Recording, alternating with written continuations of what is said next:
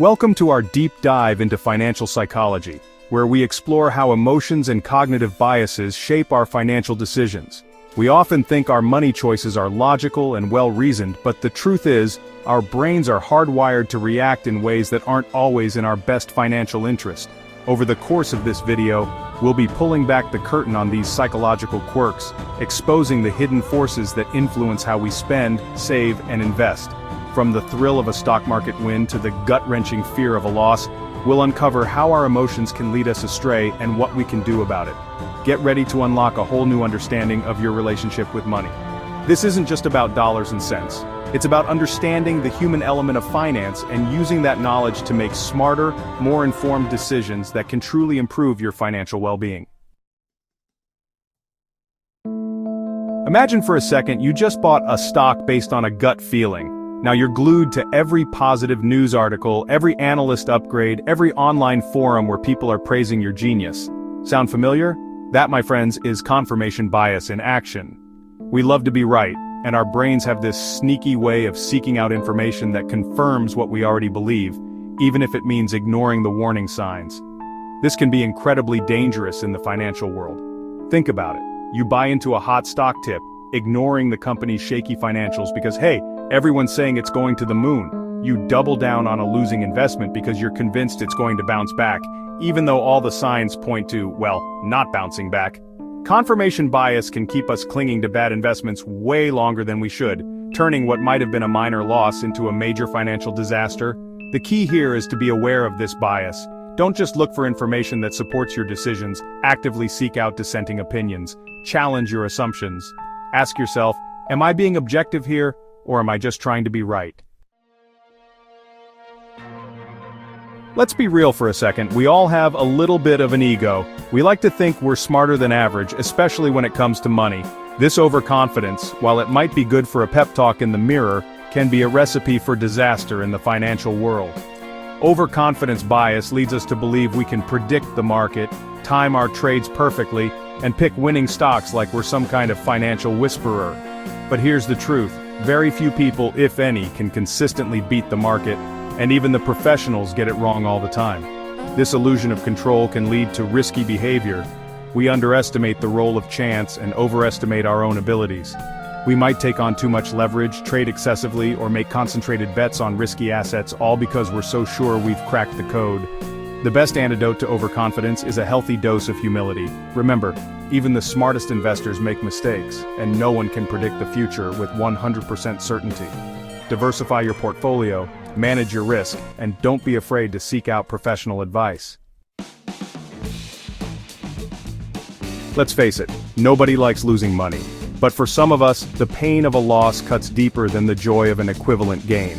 This, my friends, is loss aversion, and it can be a real buzzkill when it comes to making smart financial decisions. Think about it. You're holding onto a stock that's down 20%, even though all signs point to a further decline. Why? Because selling it would mean realizing that loss, and that hurts. We'd rather hold on, clinging to the hope that it'll magically rebound, even if it means potentially losing even more. Loss aversion can also make us overly cautious. We might shy away from investing in the stock market altogether, even though it's one of the best ways to build long-term wealth. We're so afraid of losing money that we miss out on potential gains. The key to overcoming loss aversion is to focus on the bigger picture. Remember your long-term financial goals and understand that investing inherently involves some level of risk. Don't let the fear of short-term losses prevent you from achieving your financial dreams. Ever notice how when everyone starts investing in something you suddenly feel like you should too? That's herd mentality, and it's a powerful force in the financial markets, often leading to bubbles and crashes. Think about it. Remember the dot-com bubble in the late 90s? Everyone was pouring money into internet stocks, convinced they were the future. Logic went out the window, and people were buying based purely on hype, driving prices to unsustainable levels. We all know how that ended. The same thing can happen in reverse. When the market starts to tank, fear takes over, and everyone rushes for the exits. This mass selling can turn a small dip into a full-blown crash. The key to avoiding the herd mentality is to be an independent thinker. Do your own research and don't just follow the crowd. Just because everyone else is buying or selling doesn't mean it's the right decision. In fact, it might be the perfect time to do the opposite. We've all been there.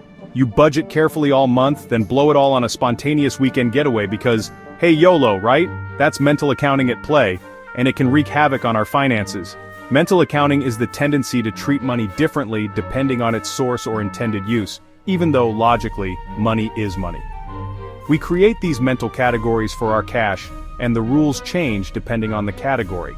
For example, we might be more willing to spend money we won gambling than money we earned through hard work. Or, we might meticulously track every penny we spend from our checking account while happily swiping our credit card without a second thought. This kind of thinking can sabotage our financial goals. We might justify frivolous spending because it's fun money while neglecting essential expenses like saving or paying down debt. The key here is to treat all your money equally. Remember, a dollar saved is a dollar earned regardless of where it came from or what mental category you've assigned it to. We humans crave control. It's a basic instinct. But when it comes to the financial markets, that desire for control can be our downfall. We fall prey to the illusion of control, believing we can influence random events like stock prices or market movements. This illusion can lead us to make irrational decisions. We might cling to losing investments, believing we can somehow will them back to life. Or, we might engage in excessive trading, convinced our brilliant strategies are the reason for our success or lack thereof. The reality is, much of what happens in the markets is driven by factors outside our control.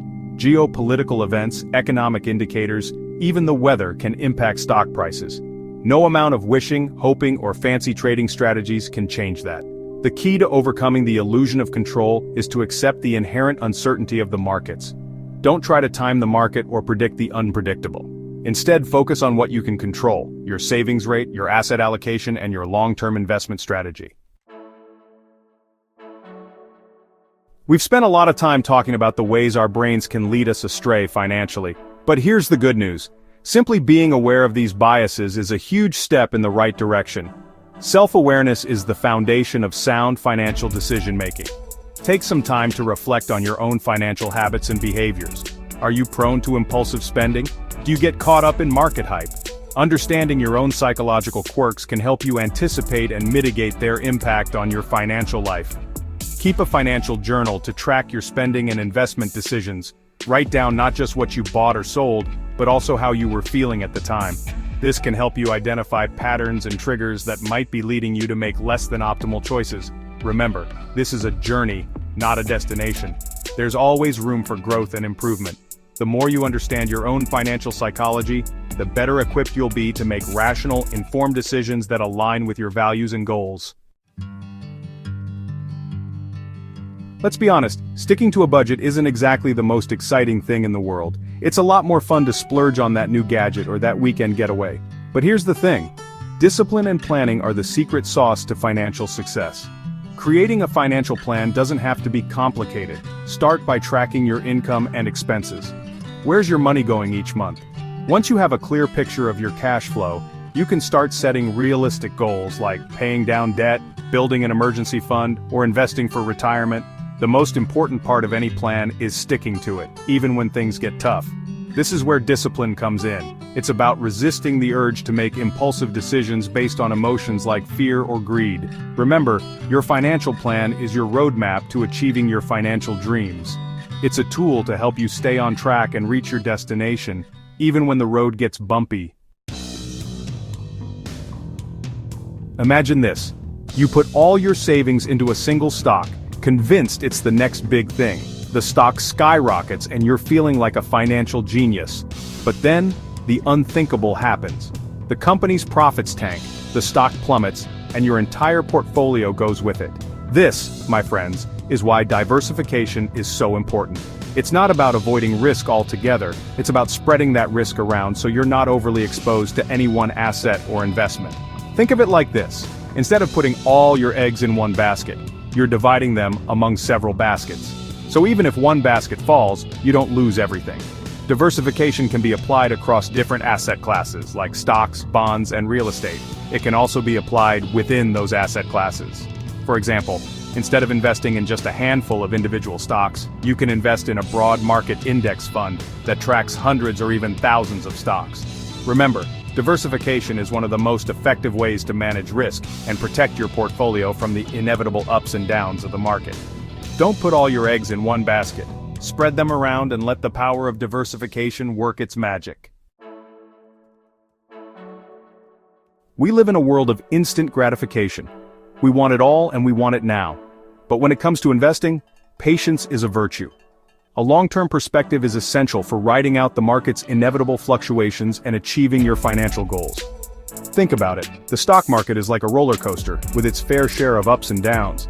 If you're constantly checking your portfolio, buying and selling based on every market dip or spike, you're likely to make emotional decisions that hurt your returns in the long run. Instead of trying to time the market, focus on time in the market. Invest consistently over time, regardless of what the market is doing at any given moment. This is called dollar-cost averaging, and it's a powerful strategy for building wealth over the long haul. Remember, investing is a marathon, not a sprint. Stay focused on your long-term goals, tune out the noise, and let the power of compounding work its magic. Patience, my friends, is the key to unlocking your financial future. Financial psychology is essential for improving your relationship with money and making smarter, more balanced decisions. By understanding the hidden forces that influence our financial choices, we can make more informed decisions that align with our values and goals. Remember, we all have biases, and it's okay to make mistakes. The key is to learn from those mistakes and develop strategies to mitigate our psychological vulnerabilities. Whether it's creating a budget, diversifying our investments, or adopting a long-term perspective, there are practical steps we can take to overcome our biases and achieve financial well-being. Would you like to explore any of these concepts further? Let me know in the comments below. And don't forget to like and subscribe for more videos on mastering your finances and achieving your financial dreams.